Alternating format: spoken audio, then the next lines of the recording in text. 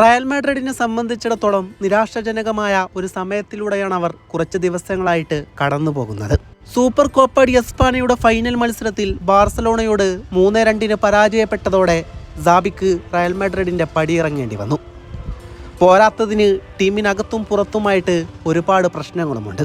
സാബിക്ക് പകരം വന്നതാകട്ടെ Real മാഡ്രിഡിന്റെ junior ടീമിന്റെ പരിശീലകനായ, എന്നാൽ അർബലാവോ പരിശീലകനായ ശേഷം ആദ്യ മത്സരത്തിൽ കോപ്പ ഡെൽ റേയിൽ ഒരു കുഞ്ഞൻ ടീമിനോട് റയൽ മാഡ്രിഡ് നാണം കെട്ട് പടിയിറങ്ങുന്നു.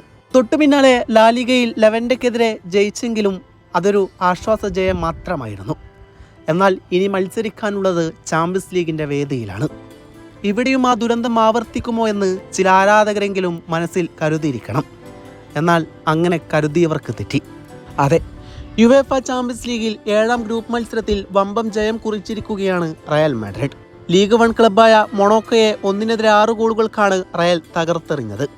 ചാമ്പ്യൻസ് ലീഗിൽ അത്യുഗ്രൻ ഫോമിലുള്ള കിലിയൻ എംബാപ്പയുടെ ഇരട്ട ഗോളിൽ ആദ്യ പകുതിയിൽ തന്നെ റയൽ മാഡ്രിഡിനെ 2 ഗോളിന് മുന്നിലെത്തിച്ചു. വാൽവർദയും വിനീഷ്യസുമാണ് ഈ ഗോളുകൾക്ക് വഴിയൊരുക്കിയത്. 51ാമത്തെ മിനിറ്റിൽ ഫ്രാങ്കോയുടെ ഗോളിനും വിനീഷ്യസാണ് വഴിയൊരുക്കിയത്. 55ാമത്തെ മിനിറ്റിൽ ഒരു സെൽഫ് ഗോളിലൂടെ റയലിന്റെ 4ാമത്തെ ഗോളുമായി. 63ാമത്തെ മിനിറ്റിൽ ആർദ ഗുള്ളറിന്റെ പാസിൽ നിന്ന് തന്റെ ഗോൾ കണ്ടെത്തിയതോടെ വിനീഷ്യസ് റയലിന്റെ 5ാമത്തെ ഗോളും നേടി.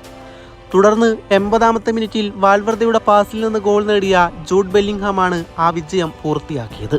ജയത്തോടെ 7 ഗ്രൂപ്പ് ഘട്ട മത്സരങ്ങൾക്ക് ശേഷം 15 പോയിന്റുമായി റയൽ 2ാം സ്ഥാനത്തേക്ക് കയറി. അതേസമയം 20ാം സ്ഥാനത്തേക്ക് മൊണോക്കോ പിന്തള്ളപ്പെട്ടു.